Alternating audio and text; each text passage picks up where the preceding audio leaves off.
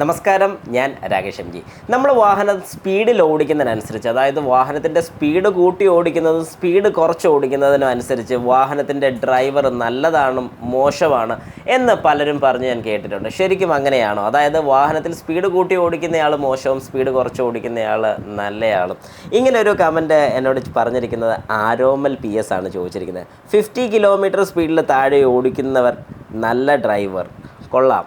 ഇതിപ്പോൾ എനിക്ക് തോന്നുന്നു ഞാൻ ആ ഒരു വീഡിയോയ്ക്കകത്ത് ബെസ്റ്റ് ഡ്രൈവർ എന്ന് പറഞ്ഞൊരു വീഡിയോ ചെയ്തിട്ടുണ്ടായിരുന്നു. അതിനകത്ത് പറഞ്ഞാൽ ഏതോ ഒരു കാര്യത്തിനകത്താണെന്ന് തോന്നും പുള്ളിക്ക് ഒരു സംശയം തോന്നിയിരിക്കുന്നത്. പക്ഷേ ശരിക്കും പറഞ്ഞു കഴിഞ്ഞാൽ ഞാൻ ഒരിക്കലും ഇതിനോട് യോജിക്കത്തില്ല. കാരണം എന്താണെന്ന് കൂടി ഞാനൊന്ന് പറഞ്ഞുതരാം. 50 കിലോമീറ്ററിന് താഴെ സ്പീഡിൽ ഓടിക്കുന്ന ഒരാൾ നല്ല ഡ്രൈവറാണെന്ന് ഒരു കാരണവശാലും ഞാൻ പറയത്തില്ല. കാരണം ഞാൻ അങ്ങനെ പറയുകയാണെന്നുണ്ടെങ്കിൽ ആംബുലൻസ് ഡ്രൈവർമാരെല്ലാം മോശപ്പെട്ട ഡ്രൈവർമാരാവും.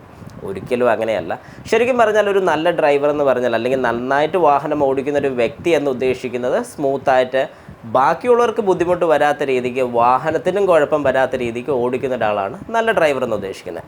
ഇപ്പോൾ ഒരു എക്സാമ്പിൾ പറയാനാണെങ്കിൽ, നമ്മളിപ്പോൾ ഒരു സിറ്റിയിൽ കൂടെ വാഹനം ഓടിക്കുകയാണ്. സിറ്റിയിൽ കൂടെ വാഹനം ഓടിക്കുന്ന സമയത്ത് നമുക്കറിയാം സിറ്റിയിലെ ട്രാഫിക്കും കാര്യങ്ങളൊക്കെ. സിറ്റീസ് ഞാൻ ഉദ്ദേശിച്ചത് രാത്രി സമയങ്ങളിൽ ഓടിക്കുമ്പോഴല്ല, ഒരു പകൽ സമയങ്ങളിൽ നമ്മൾ സിറ്റിയിൽ കൂടെ ട്രാവൽ ചെയ്യുന്ന സമയത്ത് നമുക്കറിയാം ഏകദേശം ഒരു 40 സ്പീഡ് ഒക്കെ മാക്സിമം നമുക്ക് സിറ്റി ഡ്രൈവ്സിൽ എടുക്കാൻ പറ്റത്തുള്ളൂ. 40 ഒക്കെ തന്നെ മാക്സിമം ആണ്. അതിൽ താഴെ ആയിരിക്കും കൂടുതൽ നമുക്ക് ഓടിക്കാൻ സാധിക്കുന്നത്. പക്ഷേ അതേ സ്ഥാനത്ത് നമ്മൾ സിറ്റിയിലൊക്കെ ഡ്രൈവ് ചെയ്യുന്ന സമയത്ത് നമ്മൾ സിറ്റി കൂടെ പോകുമ്പോൾ സ്പീഡ് കൂട്ടിപ്പോയി സഡനായിട്ടുള്ള ബ്രേക്കിങ്, സഡനായിട്ടുള്ള ഗിയർ ചേഞ്ച് കാര്യങ്ങളൊക്കെ ചെയ്യുന്ന ഒരു വ്യക്തിയാണെന്നുണ്ടെങ്കിൽ അതൊരു മോശപ്പെട്ട ഡ്രൈവിംഗ് ആണെന്ന് തന്നെ ഞാൻ പറയത്തുള്ളൂ.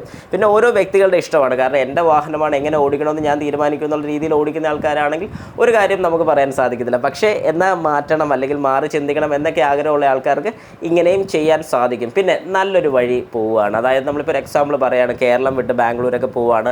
നല്ല റോഡാണ്. അത്രയും നല്ല റോഡിൽ ഒരു ഏകദേശം 40 കിലോമീറ്റർ സ്പീഡിൽ ഓടിച്ച് കഴിഞ്ഞാൽ പുറകെ വരുന്ന ആൾക്കാർ ഹോൺ അടിച്ച് നമ്മളെ ശല്യം ചെയ്തുകൊണ്ടേ ഇരിക്കത്തുള്ളൂ. അല്ലെങ്കിൽ ഏറ്റവും ലെഫ്റ്റ് പിടിച്ച് സമാധാനമായിട്ട് വേണമെങ്കിൽ പോകാം. പക്ഷേ ആ റോഡൊക്കെ കണ്ടാൽ ഒരു കാരണവശാലും നമുക്ക് ആ ഒരു ചെറിയ സ്പീഡിൽ പോകാൻ തോന്നുന്നില്ല. ഞാൻ ഉൾപ്പെടെയുള്ള വ്യക്തികൾ വാഹനം ഓടിക്കുന്ന സമയത്ത് നേരെ, അതായത് നല്ല സ്പീഡിലൊക്കെ പോകുന്ന സമയത്ത്, അതായത് നല്ല റോഡ് കണ്ടു കഴിഞ്ഞാൽ പോകുന്നൊരു സ്പീഡ് എന്ന് പറഞ്ഞാൽ, അതായത് ഏകദേശം കേരളം വിട്ട് കഴിഞ്ഞാൽ പോകുന്ന സ്പീഡ് എന്ന് പറഞ്ഞാൽ ഏകദേശം 110 കിലോമീറ്റർ സ്പീഡ് അല്ലെങ്കിൽ 120 കിലോമീറ്റർ സ്പീഡിലൊക്കെ ഞാൻ യാത്ര ചെയ്യാറുണ്ട്. അപ്പോൾ നമ്മൾ മനസ്സിലാക്കേണ്ട ഒരു കാര്യം എന്ന് പറഞ്ഞു കഴിഞ്ഞാൽ, നമ്മളൊരു ലോങ് ഡ്രൈവ് കാര്യങ്ങളൊക്കെ പോവുകയാണെന്നുണ്ടെങ്കിൽ ശ്രദ്ധിക്കേണ്ട ഒരു കാര്യം എന്ന് പറഞ്ഞാൽ, ഓരോ സിറ്റുവേഷൻ അനുസരിച്ച്, അതായത് ഇപ്പോൾ ഒരു നല്ലൊരു സിറ്റി ഡ്രൈവ് കാര്യങ്ങളൊക്കെയാണ് ചെയ്യുന്നതെങ്കിൽ ആ സിറ്റിയുടെ സ്പീഡിനനുസരിച്ച് നമ്മളൊന്ന് മെയിൻറ്റെയിൻ ചെയ്ത് പോകാൻ ശ്രമിക്കുക.